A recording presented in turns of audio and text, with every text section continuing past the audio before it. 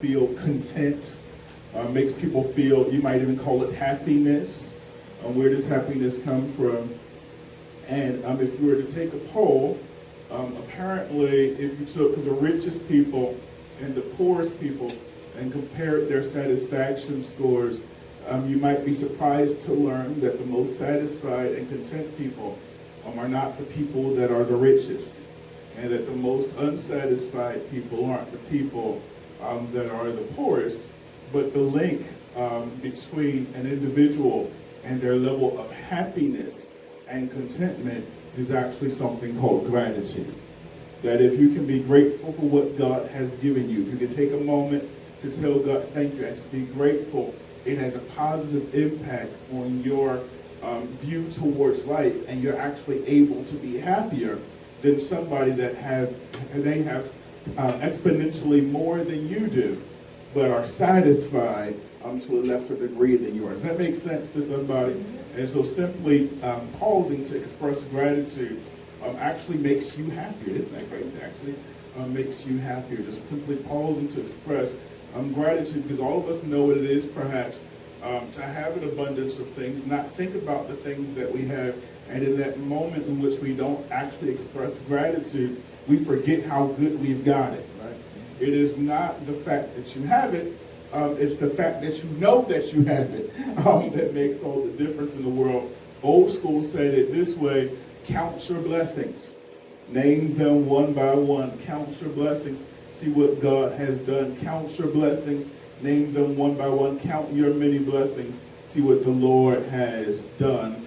And there is something in counting our blessings that actually does promote positive benefit in terms of not only our quality of life, our own sense of well-being, but certainly in reconnecting us to the source from whom every good and perfect gift flows. And it's interesting, in times in which we're living like today, it's important for us to be intentional about gratitude. It's crazy. You can start your morning, for those of you that are connected to social media, and most of you know I'm not an anti-social media person. I just think we have to be really mindful in how we utilize it. But for those that are social media savvy, you know you can get up being all happy. You might even seen something that you were happy about until you saw your timeline. You said, oh, I'm supposed to be mad. Oh, I'm sorry. Oh, I'm supposed to be sad. Oh, I'm sorry. You know, you were happy that it was Monday. Like, oh, it's another Monday. Oh, it's another Monday. Oh, it's another Monday. And all of a sudden, you adopt the mindset, oftentimes, of those who are in your ear, right? Who are telling you how you should react and how you should respond, etc.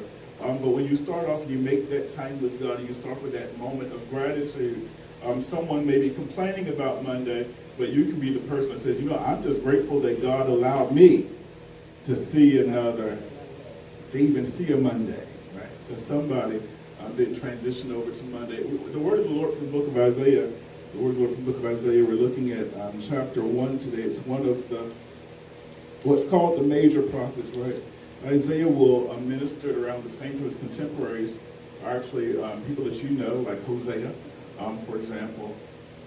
And you might say Hosea is a minor prophet, Isaiah is a major prophet. Why is that? Again, it has nothing to do with the authenticity of their message. It is merely a cataloging function and how large their volume of writing is. I mean, Isaiah just wrote a whole lot. Jeremiah just wrote a whole lot, right? And so because of the length of their written revelation, that's why we actually see Isaiah noted as a major prophet. I think it's an interesting time. I want to give you the contextual background for this message in particular.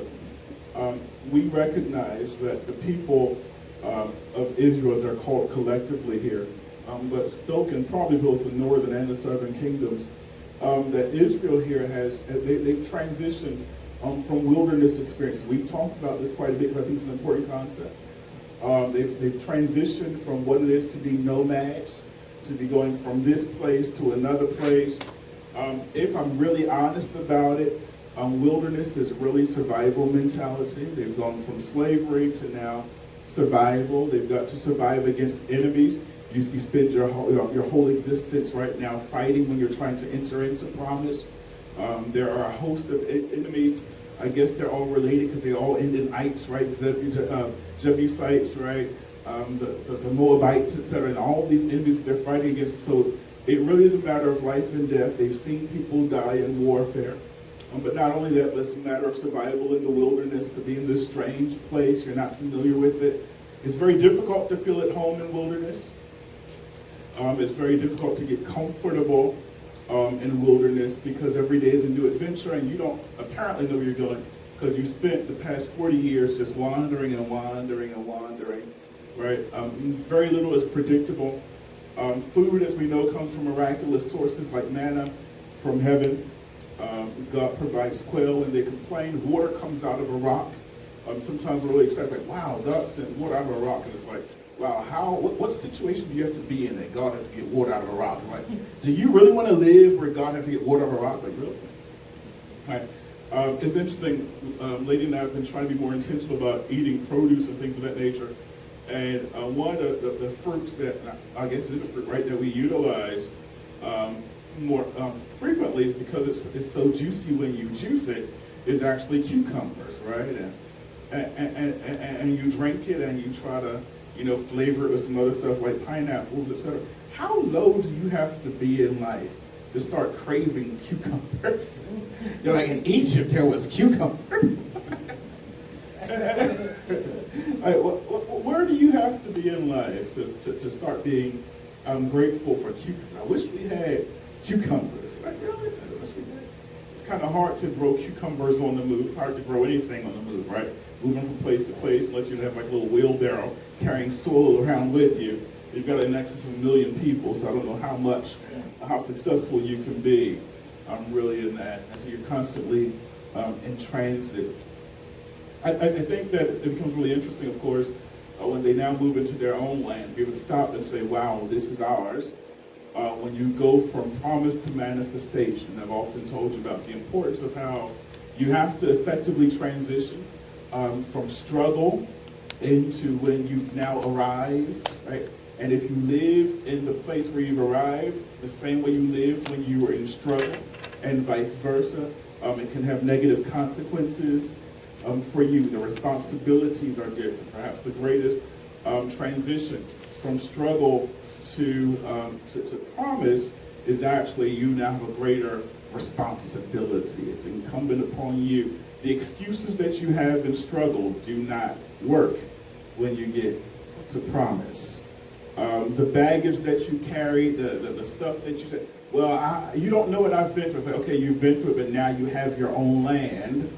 And how you do in this land is contingent upon how you manage it, not upon all of the baggage that you want to now bring. And that has both good things and bad things associated with it. Physically or financially, it sounds pretty good. Give somebody land and some seed and the right resources and some good stock.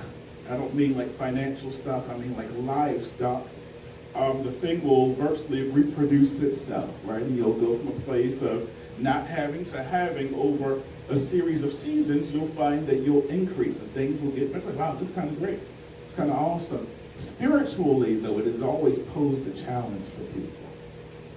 It's always posed a challenge. Entering into promise, it's always posed a challenge. So it's the balance between how do I navigate from a space where miracles defined my existence and allowed me to exist, to now being in a place where I have to make room for miracles. Does this make sense to you? When you are able to self-sustain just based off of, the systems that are in place, right? Because what you're moving from wilderness into land ownership, right, is not simply moving from a place that's uncomfortable to a place that's more established, but you're moving from basically what feels like chaos into organized systems. Does that make sense to anybody?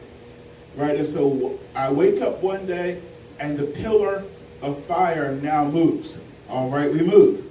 There's a cloud, it moves, and we now move. We follow. It is very, very unpredictable. I don't know what each day is going to bring. You can't really call it systemic protocol. It's every day figuring it out, navigating it, doing what's instructed, etc. What happens then when you move to a society that now is actually involved in systems, right? And so it's not the manna that falls from heaven, it's the did you plant the string beans last season? And assuming that you planted what you were supposed to plant and your animals did what they were supposed to do, you'll end up with a harvest of livestock and a harvest of, and you know what ends up missing here? How do I maintain my connection to God when I'm no longer dependent upon miracles for survival? Right? And so remember, we've talked before, the constant overarching theme of books like Deuteronomy as we're preparing to enter into promises, don't forget God, don't forget God, don't forget God. Remember God, remember God, remember God. Because at some point, you're going to enter into a society that has systems that are apparently, they look like they're self-sustaining. They look like they're working just by plant and then harvest, plant and then harvest. Have animals, they make more animals. It looks like it's working, sustaining by itself. And as you are more and more engulfed in the systems, God as a direct factor as relates to your own success and as relates to your own sustenance becomes increasingly, has potentially become further and further and more distant. And now when I don't have what I need, I'm not bugging Moses saying, hey Moses, that God that you talk about, we want cucumbers. Now it's called, if I want cucumbers, I plant my own cucumbers. Right? Now when I want quail, it's like, we'll go bring in, get me a boy quail and a girl quail, they'll do what they do and we'll have quail eggs and then quail children. Right? Little quail babies, I can have as many quails I want. Right? Quail babies running all around. Right? But when things don't go wrong, I'm less likely to go to God and I'm more likely to start criticizing the systems. And so it's no longer a dialogue between me and God, it becomes a dialogue between me and the systems with which I find myself surrounded. And in our day, we're even less connected because you don't even really deal in most cases with the little chickens that make the eggs that you eat. You're so distant from that. You are actually navigating financial systems that enable you to have money through a monetary system, a mechanism of exchange that allows you to exchange dollars. Actually, you exchange your labor in many cases for dollars, which you in turn exchange for goods and services which are of value to you. And oftentimes, because of how these systems work, whenever I find that I want quail and I can't get any quail, my first instinct is to go back and find out what went wrong in the system. Is it monetary policy that has gone wrong? Is it economic policy that is going wrong? Is something wrong in the labor market? Is it the price of goods and services? We think about all of the systems because we become further and further away from the whole notion of God. Does this make sense to anybody? And especially to the extent that the system works for you. If the system isn't working for you, you might not like the system anyway. And so the first thing you want to do is like break the system apart and throw it away because it's not working for you. But when the system works for you, it becomes very difficult to maintain God-focused, God-centered consciousness. Does this make sense to anybody?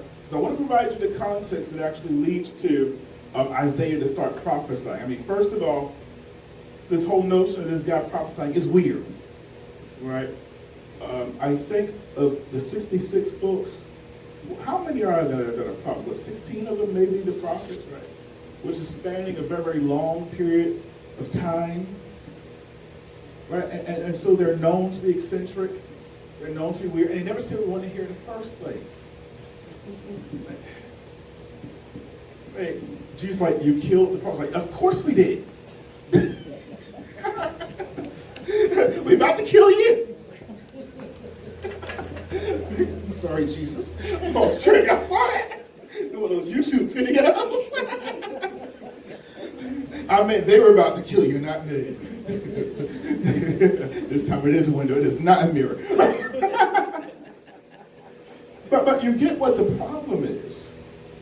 Because all we want, if we're really honest, is just a little bit of comfort, a little bit of predictability.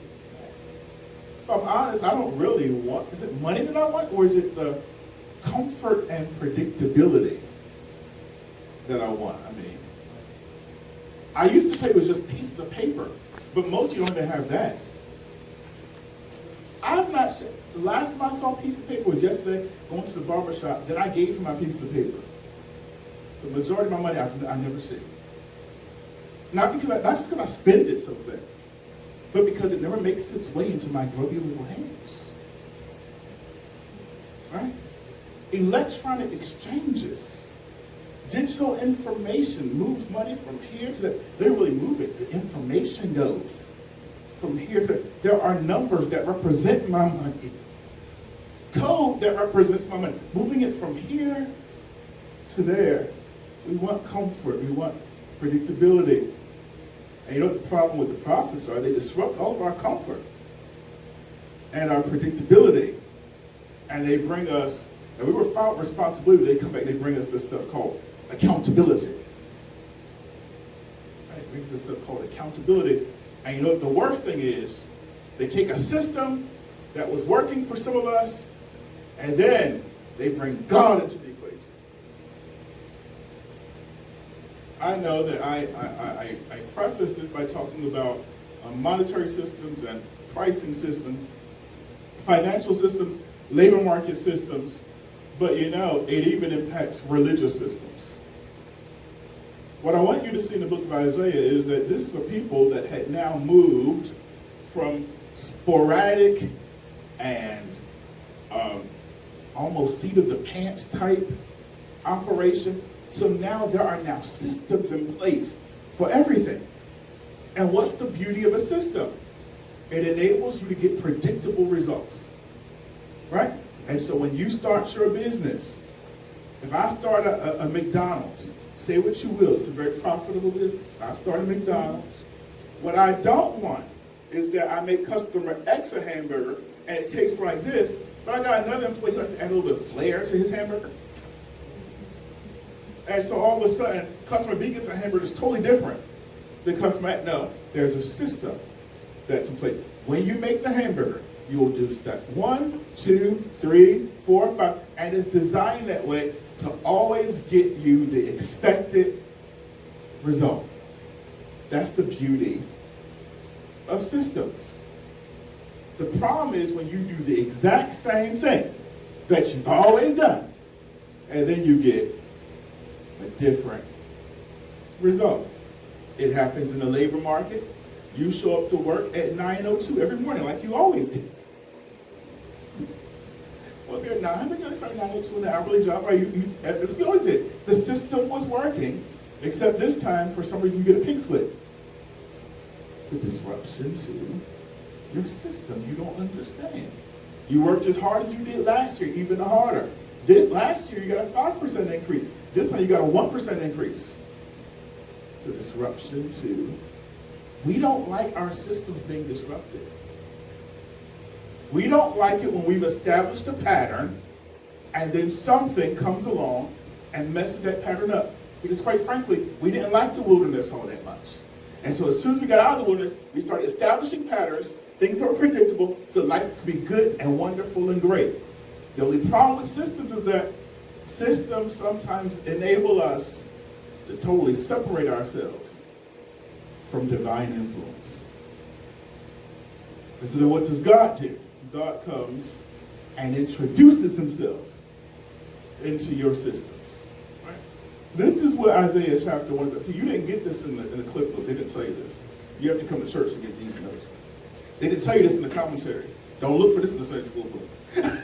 Right, this is about disruption of systems.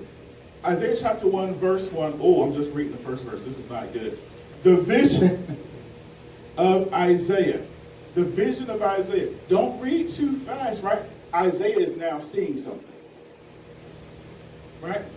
But he's not seeing obviously in the natural, he's seeing in the spiritual. And I know it is very time consuming sometimes. It takes a lot sometimes to do so. But it is worth doing to every once in a while in your life, pause and make time to ask God to help you to actually see. To give you fresh vision of what you are looking at. God, give me a vision concerning this. God, show me, I often say, God, show us what we see.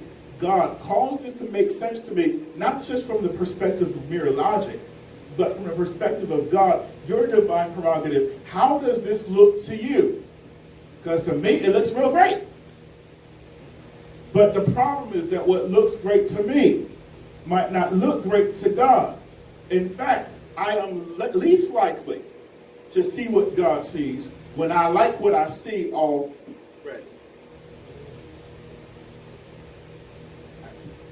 When I already like it, when I don't like what I see, I'm trying to get God to give me all kinds of visions. Like, Lord, show us. Lord, show us. Jesus, Jesus, Jesus. Right? Get the wrong medical diagnosis. All of a sudden, God, show us. Lord, what is it, God? What did I do wrong last Tuesday at 3:24 p.m.? God, show us. Right? But provided that things are going well, we are quite content to be absent the vision of God. Right? And so Isaiah receives a vision. Here's the thing, Isaiah also receives a vision that now he has to share with others. When God shows us a vision ourselves and we see it, that's one thing. Sometimes what we don't like is when God shows a vision to somebody else about us.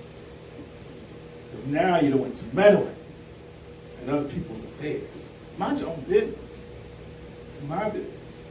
Right? You see why prophets aren't really popular in the Bible? Because the truth of the matter is that we have these systems that are working. Things are okay. I mean, we got some issues, but we've blinded ourselves. You realize that once you get a system that you really like a lot, the system might have issues, but you won't see the issues.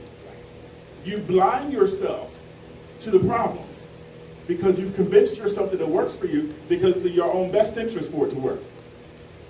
Does that make sense?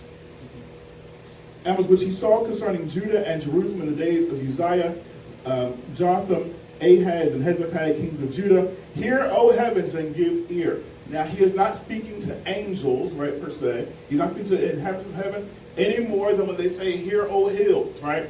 He's not talking to everybody that's living in the hills, whatever. But rather, he's talking about how important this message is. So in other words, it's like it's stating, through almost poetic language, how important this message is that he's giving us. Like, basically, heaven bear witness to what I am telling you. Hear, O heavens, and give ear, O earth, for the Lord. Why? Why does listen? Because the Lord hath spoken. I constantly wish, and it's funny because lady knows this, I will sit and I will like play YouTube videos for 3 seconds and then go, next. Listen to her, go, next. Nope, that's not it, next. To try to find somebody that actually hears God. I don't understand how we can have like 10 million videos of church, but only a few videos that actually have the impact and the impression of God upon this. That's just really crazy. Meanwhile, people in the church don't even realize the absence. What makes a word great is not that it's a word that lines up with what you want to hear. What makes it great is the only thing that matters. Did God say it? Doesn't matter how intellectually well it was put together. Doesn't matter what your hermeneutic technique was. Well, I used this lens of interpretation for this message, you know. I decided to go with more of this approach. And then homiletically, I decided I was going to like hoop in the last 3 seconds. No, that's not what matters. What matters is, did God even say it? That's the criteria. Doesn't matter. Well, I just didn't like what he was talking about. It doesn't matter. I did like this one. That doesn't matter either. The only thing that matters is, did God. Say it. And you know what the problems with us is? I'm sorry. This might be long. Y'all got to pray for me. I'm about to come back next week. I don't know.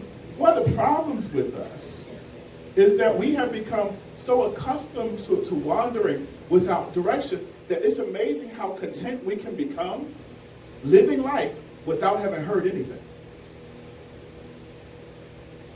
So here I am. I'm doing my little job, but I don't know a thing that God has said concerning my job, concerning my future, concerning my day. It's amazing how content we can become wandering with no direction, with no insight. And it ought to make us pause. Now in old school, you know what they did? They would come and they would pray, God, Lord, show us what your will is. We don't even care what his will. We can do quite fine. Because guess what? Our systems are still in place. Bills are still being paid. And it's amazing, see, because at first, we were fine when we talked about this whole concept of God being there and whether you are, whether you acknowledge God for what's happening or transpiring in your life. But now that we talk about, but how confident are you with knowing what the will of God is in particular as relates to how you are living your life? That starts bothering people a little bit more. What has God actually said? And if you don't know what he has said, why is it that we are so not drawn to spend quality time with him until we get clarity? This makes sense to anybody? Why are we so okay with operating in darkness, going around hoping that we bump into the will of God by accident? You do realize that you don't have to walk around and hit God's will by accident. You can actually pray that you'll be full of the knowledge of God's will, and then God can give you instruction. He can tell you what doors to go through, etc. God will do that if we make the time to acknowledge him in all our ways and allow him to direct our paths. Right? But you've got to be honest. You've got to really be willing for God to direct your paths, because sometimes he leads you down those paths you don't like. That's why I don't ask him anymore.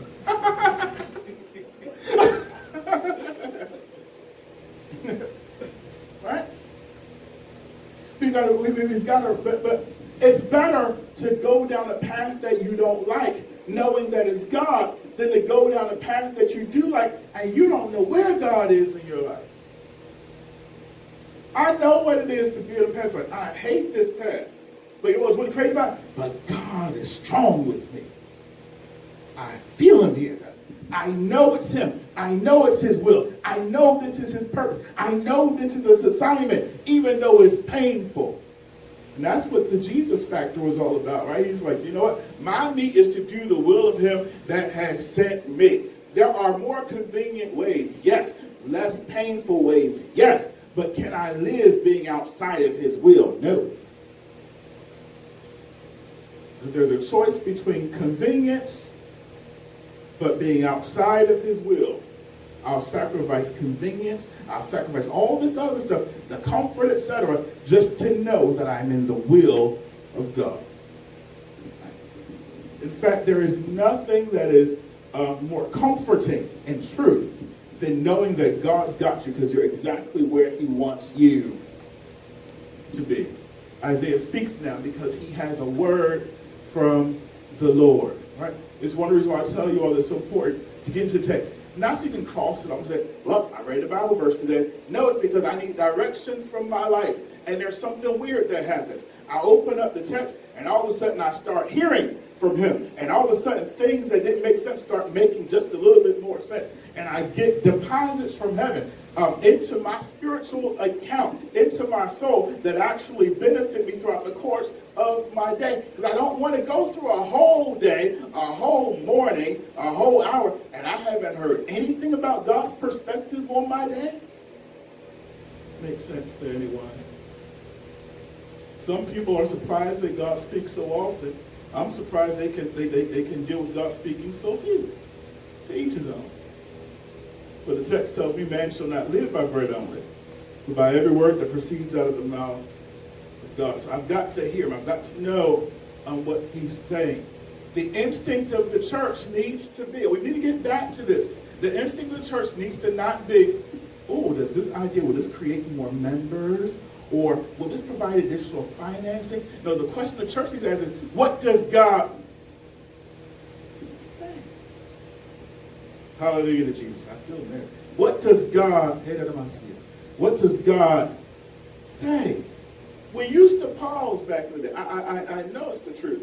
Churches used to pause, and when things come up, we used to pray and say, God, what are you saying? When there were decisions to be made in people's lives, people would pause and ask, Lord, what do you want me to do? What do you have what to say? But now we've got so many systems in place that we lock God out of the equation, and we only invite him in when our systems stop working. I submit to you that we not only do that with God, but we do that with each other. As long as my systems are working, I don't got nothing to say to you. But as soon as systems stop working, all of a sudden now I need to reach out. I put a study up a number of years ago.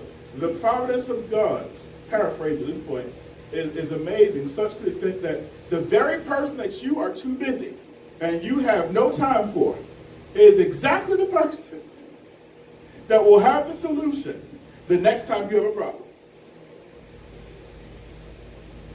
It's amazing when we're not busy. It's amazing when we got time for this. It's amazing.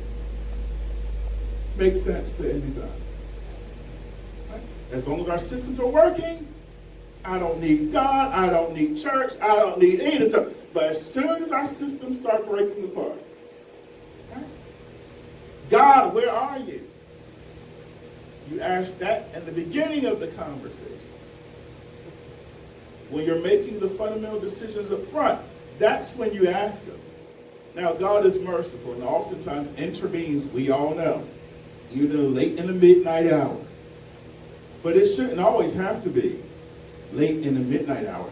If you rise early in the morning, will I rise and seek thee, says the text. Right? The struggle is that we become far too comfortable living life in the absence of God's voice. It's what happened with Adam, right? It's like Adam used to hear God's voice in the cool of the day. Adam gets involved in sin. Adam hides himself. And then Adam's like, God's like, what's it? It's like, I heard your voice, man. It freaks me out. Was the voice of God? I wasn't trying to hear that today. So I was afraid. It's like, oh no. Because I had a system. Right? I had sinned. I was naked. Let me create a system that will fix this problem. And the problem is that when God comes, God will actually expose your system for the failed ideology that it is. And he goes to the root of the issue. He doesn't just say, ew, why did you pick that particular thing to cover yourself? Right? He doesn't just say, why did you pick that tree that probably has poison ivy on it? No. You say like, well, it is kind of itchy. You know, I don't feel that comfortable. And you think the problem is no, the problem is who told you were naked enough? Who told you were naked enough? Let's get to the root of the issue. We will create systems to deal with symptoms, but God will deal with the root cause. And the problem is that when God deals with the root cause, he also disrupts our systems. And then our systems become useless and futile. It's like, well, look at all this work I did. I was like, I don't care. Right? Right. Ideally, Adam was just simply going to God like, hey, God, we done messed up. But we don't do that. We create our systems first. And then God comes, looks at our systems, we get embarrassed about our systems, like, well, it was a good system. I was like, no. The whole premise of your system is wrong. It was built on the wrong foundation. Right? Makes sense. So he identifies what the core of your system is. What's the heartbeat of your system that you've designed? Right? Because the system will always operate in tandem with the underlying motive of the designer. Whatever the underlying motive of the designer is, it will find its way bleeding into the system. Whatever the underlying motive, intent of the designer is, it will find its way bleeding into the system. I didn't get there yet. Oh my gosh. All right. He says, I have nourished and brought up children. In other words, the thought process is that I have not only provided for you, but I have actually elevated you, set you in a place of prominence. I have brought up children, and this is what does not make sense. They rebelled against me. This is what God is saying. I've nourished everything that you have, Israel, and you've gotten from me. I took you from nothing, brought you into all of this, and your response is rebellion. That's what he says concerning them. What's rebellion? God says, do this. I'm going to do this instead. God says it works like this. Like, no, I don't think so. I think it works this way. Like, how in the world? It's like the people have become teenagers. The sky is blue. No, I think it's actually a shade of red. No, it's blue right now. No, I see green. Actually, I see polka dots. Like, no. God says my word is this way. No. I have a different opinion. I see things just a little bit differently. What causes rebellion? It's that pride. It's that ego. It's our own definition. We started making up our own definitions. Judges says every man began to do what was right in his own eyes. I started doing things based on how. Remember how we started this? The vision, right? The vision. God had spoken, had given Isaiah a vision. The issue is that we, not only can God give visions, but we also can get our own visions. And when our vision is disconnected from God's vision, and we start operating our lives based on what our visions are, that's when things start getting real crazy, really fast, because we don't even pause and consider, God, how are you looking at this thing?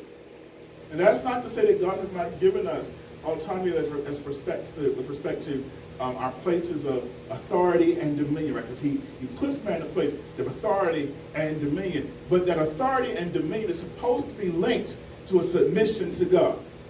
So I've often told you that the extent of your authority is linked to the extent to which you are submitted, right? Submission gives you authority. Submit yourself unto God. Resist the devil. Then he'll flee from you. But you don't just be like, hey, devil, I resist you. You can't beat me. No. That's not very smart. No, submit yourself to God. Now that I am in alignment with God, when I resist the devil, he flees from me. Not because of my big muscles, because when he sees me, he sees all of the hosts of heaven backing me up. Right? And so when you go out to do your life purpose and you start doing you start living your life, and whatsoever he doeth shall prosper, right? And that is what we believe. Whatever we do, what we set our hands to do, prospers. It works. It works abundantly. We believe in abundance. We believe that God, when God is in it, God can make it that it's so much more than you even need it. You need 100, God gets in it, all of a sudden you get like 100,000. It's like, what in the world is going on? It's the power of God being activated in your life. But why does that happen? Blessed is the man that walks not in the counsel of God, nor sits in the way of sinners, nor sits in the seat of the scornful. But his delight is in the law of the Lord, and in his law doth he meditate day and night. And he shall in the season. Also his leaves shall not wither, and whatsoever he doeth shall prosper. And we like that last part. And whatsoever he doeth shall prosper. But all the stuff that came before that was just long and boring and drawn out, and your minds will wander while I was quoting it, and you quoted, your mind wandered. You know, why does it go through? And the problem is that the steps that you refuse to take are the steps that disqualify us from being aligned in God to that it is possible for my hands to whatever my hands touch, whatever my hands set to do, they now become prosperous because of my alignment with God. Whatever my hands do, whatever I set my hands to do, it prospers. Whatever I set my hands to do, it prospers. To the extent that I'm aligned with God. The power is in my alignment with God. But I'm surrounded by so many systems. Now, God decided I want to be aligned with God. I want to be aligned with systems. The anointing of God is in the alignment with God. But there's so much temptation to align with the systems. And I sit there frustrated with systems, and I'm mad at systems, when if I was aligned with God, God overrules systems. This makes sense to anybody. God overpowers systems. God overthrows systems when he wants to. This makes sense? All right, we're moving. I don't know what time it is. Don't tell me. It's all right. You shouldn't look either.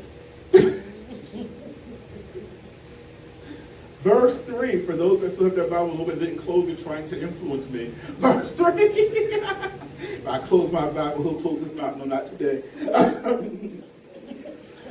For the Lord hath spoken. Verse 3, the ox knoweth his owner, and the donkey his master's crib, but Israel doth not know, my people doth not consider. What's the analogy here? Oxes are known to be industrious. When you move the yoke a certain way, the ox turns his head a certain way. If you make it tread all day long, etc., it will tread out the corn all day long. Whatever you tell the ox to do, the ox does it. Not only that, but even and ox aren't known to be like that. They're not the epitome of intelligence in the animal kingdom. They have brute strength and force, but at least they are obedient to their master. And he says, the donkey, who certainly is known for his issues, right? He says, but even he knows the master's crib, or his place of protection and provision. In other words, he talks about don't bite the hand that feeds you. Even the donkey is smart enough to know where his bread is buttered. That sounds real old, don't it, right? You need to know where your bread is buttered, is what they used to say. Right? Even the donkey knows where his bread is buttered, and even the ox knows who he needs to pay attention to. But he says, here's the weird thing. My people aren't even as smart as a donkey or an ox. They don't even consider. They don't even consider it. Anybody say, how does that happen? Because we get distracted with things that pull us away from the heart and the mind of God. We get so distracted with other things that pull us away from the heart and the mind of God, that whereas the donkey is sitting there and he actually knows his master's like protection. I know my stuff comes from. How many times have your decisions revealed that you forgot where your instructions come from? I know my blessing. Well, where do your instructions come from? Where do your instructions come from? What are the guiding principles of your life? Where do your values come from? Where do your guiding principles come from? And that's why we don't think enough about these things. We don't pause and consider these things enough, right? Ah, sinful nation, a people laden with iniquity. That word iniquity, of course, is sin. A seed of evildoers, children that are corrupters. That word corrupters means tearing down. There's a notion in the Hebrew culture that there is sin, but then there are walls to sin. There are barriers. There are boundaries, and so this corrupting thing is actually those that break down the walls that are barriers to sin. That makes sense. Anybody think of a good barrier to sin? What's a good barrier to sin? Anybody think one? Conscience also is a barrier to sin, right? Instruction of parents, right? Barrier to sin. I was going to do it, but then all of a sudden I just heard my mother's voice saying, "You're going to learn to do what I tell you." You know, it's like, little barriers, right? Little barriers. And what happens is that this corruption actually comes and it tears down those barriers and it tears down conscience. And you sitting there saying, I don't know how I would ever do a thing like that. I would never say that like that to my parents. But you don't understand. There's a generation that has broken those walls down. Those walls have been broken down a long time ago now. You sit there because you still got that wall up. There's that wall. There's a line in the sand that you will not cross. You get right up to it, but you're scared to cross it. You're like, I'm not stupid. There's stuff you don't do in church, but other people do in church now, right? Because you're not stupid. You're like, oh no, there's a line now. I want to go. And the Bible's like, now that line is being systemically erased. Those walls are being, that's what corruption is tearing down those walls. Right? Your conscience used to wouldn't let you do that sort of thing. I'll do this, but I certainly ain't going to do that. Right? People say, you couldn't pay me enough money in the world to do this thing. It's funny, there's a Facebook meme that goes around, right? It's like, would you slap your pastor for $5 billion? So I'm sitting there like,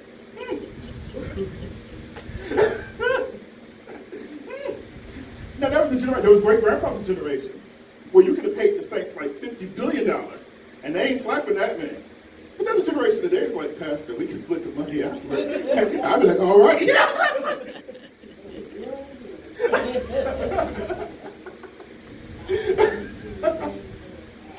No, it's okay. But you understand what I'm telling you? That those barriers, those obstacles, those things that were actually in place, they're slowly just disappearing. You know, there was at least an integrity in certain spaces. I mean, you were doing evil stuff, but you had integrity in what you were doing, right? And so there was this thought process that was like, you wouldn't go victimize and brutally beat up a senior citizen. That just seems like, that's a whole different level of evil. All right? Nobody had to tell you don't do that. You just knew that you don't do that. The whole, even worse, brother, you don't go raping no 80-year-old woman. You know, that's just what kind of like craziness, not even from just the physical aspect of it, I mean, just from the ethical aspect of it. Like, who does that? Who does that? You know, you might shoot up everybody else's parents, but you don't shoot your own. Right? I remember a couple years ago, and these weren't poor kids that were abused by parents. These were kids that grew up in rich houses that all of a sudden turned around and killed their parents. Who does that? Even there's nothing that tells you, you know, you shouldn't shoot your parents. Like, nothing says that. Nothing at all tells you that you shouldn't be kicking kicking in the face homeless people. Like that stupid challenge that they had a number of years ago. It's like the knockout, they like punch people and try and knock them out, just random people. Nobody tells you that it's just not a good idea. A person get knocked in their head, just bangs against the ground and it bounces a little bit. It's like, wow, that's just terrible. Right? The walls. This isn't just about things like the economy and all that kind of, no, this is about integrity and ethics that have gone out the window. This isn't about child rearing techniques. So there's something spiritual that happened that caused these walls to just be gone. Mother tells us a story about a little kindergarten, not a teenager, little kindergarten kid, I think it was, that threw a brick at his teacher. Like, who does that? At that age, you're supposed to be scared of that kind of stuff, right? Like, why would I do that? Some of your heads will tell you, well, I'm not even like that. I shouldn't do that. Like, you're just throwing bricks, like, brick head. No, who does that? Who does that? Right? The walls that restrain us are disappearing.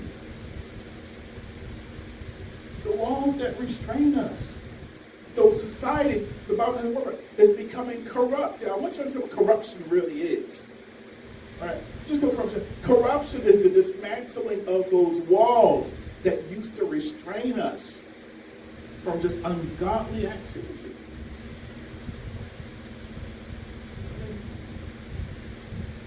Whatever happened to the time people just came in with the gun and they robbed you with their little ski mask, and if you gave them money, then they're like, okay, bye now.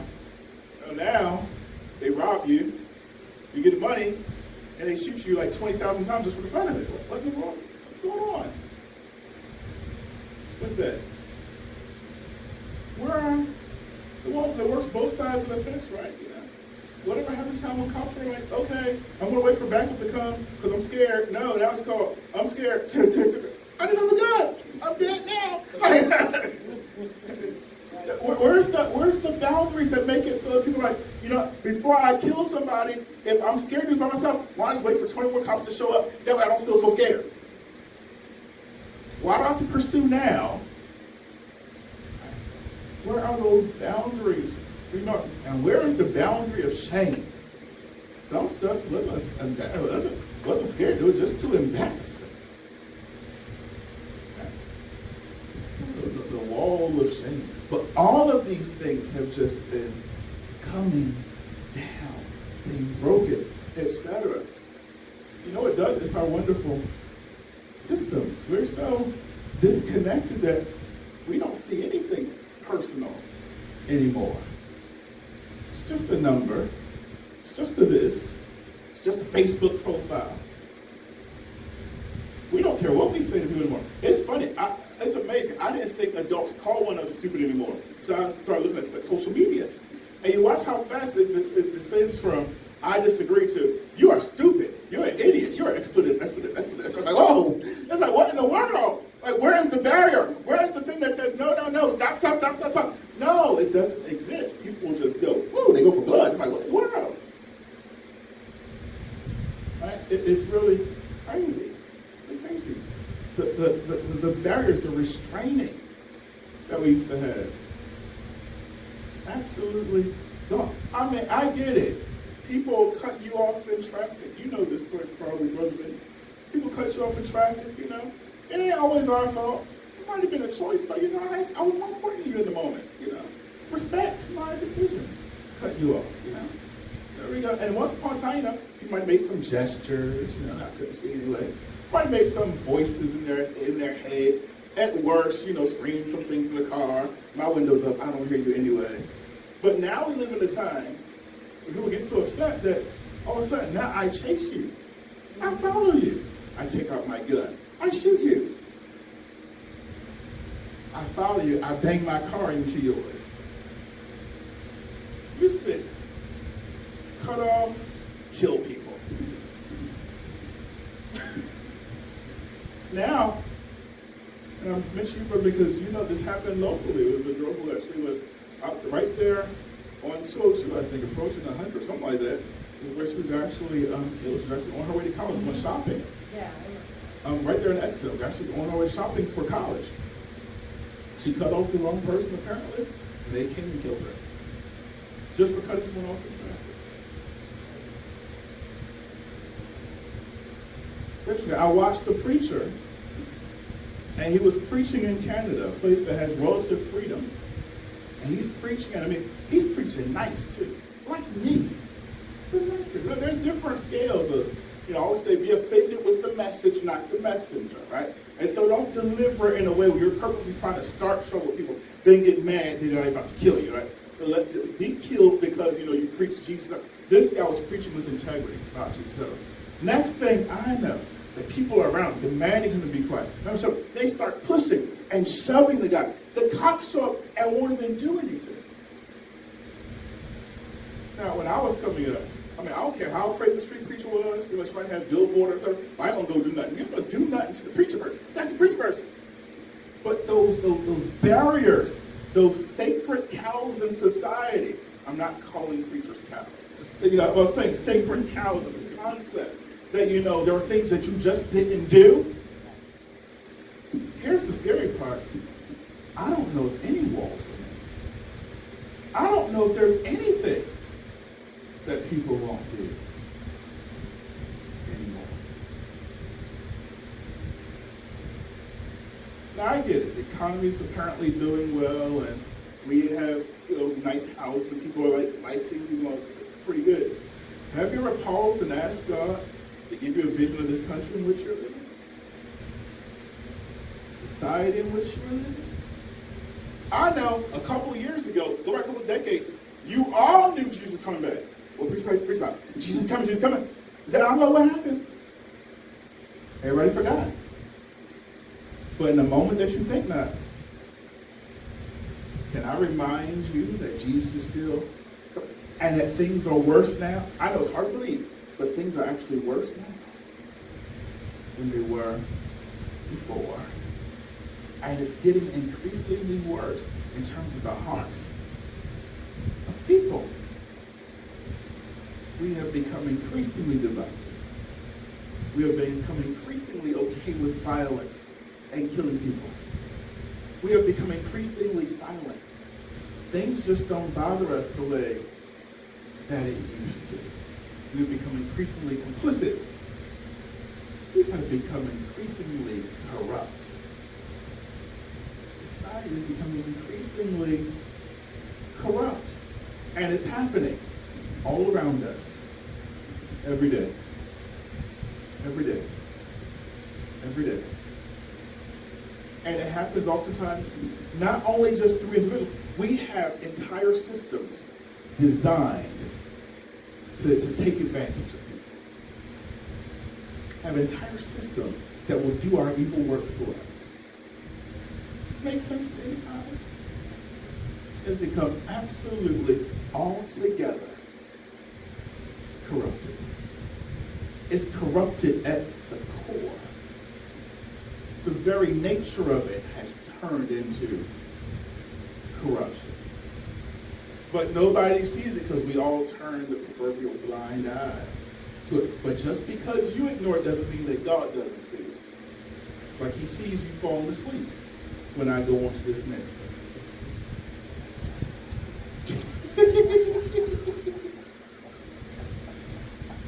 Children are corrupters.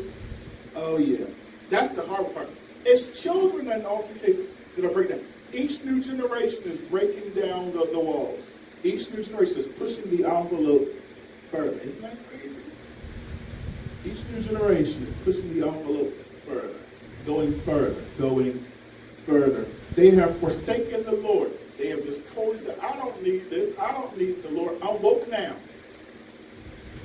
Right? I don't need it. They think they can see. But if what you see blinds you to God, you're not seeing very well. You're not seeing very clearly. There's a whole lot of people now that are increasingly woke. Yeah, I'm not in that oppressor's religion. I'm not in Christianity. I'm not in this. I'm not in that. It's like, yeah, now you're in darkness. That's where you are, right? They have provoked the Holy One of Israel unto anger. You have provoked God to anger. That's a strong charge. It's like, here was God. God was doing good until you provoked him. Our actions, what we do, can have a consequence, right? They are gone away. They've gone away backwards, right? The other side is perversion. It's just gone totally the wrong way. It's going away backwards, right? Not going forward. You're going backwards, right? You're regressing. Instead of evolving, you're devolving. This is weird, right? Because what's supposed to happen is that as we evolve as society, we're supposed to get better and better and better. You would imagine as we evolve as society, right? As we get better technology, I shouldn't have to kill as many people, right? I shouldn't have to steal from as many people, right? As we have more food now we've ever had in like the whole history of the world, right? So you think that society gets better, there'll be less reason to steal, more people have more stuff, and it seems like the more we advance technologically, the more evil we become though. This makes sense to anybody. And so 1, 2, 3, 4, 5, there are 6 of us today in church. And once upon a time, there might have been 3 apples. Because that means each one of us gets like half an apple. Right? And then all of a sudden, God blesses us, we get 6 apples. It's like, yeah, each one of us gets 1 apple apiece. And all of a sudden, God blesses us with 10 apples. Once God starts blessing you with 10 apples, that's when trouble starts. Right? Because like, you get 1, 2, 3, 4, 5, 6, 7, 8. I can do too much here. Right.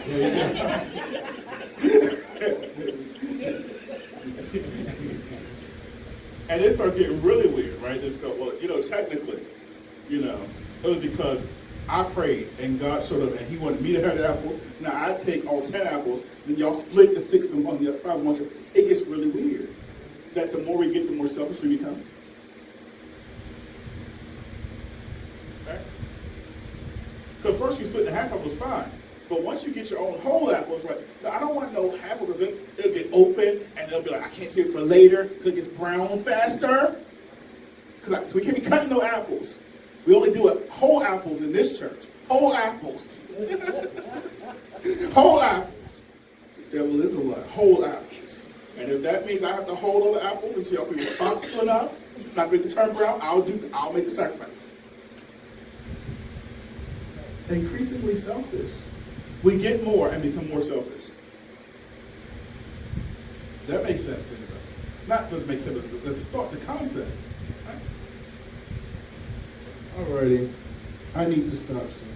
Why should you be stricken anymore? Says the text.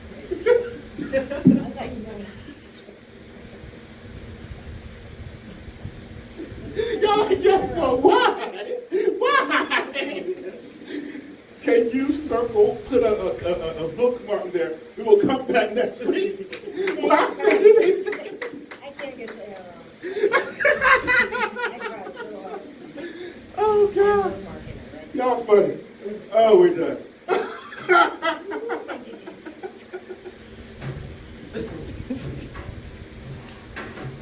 This must make sense to anybody.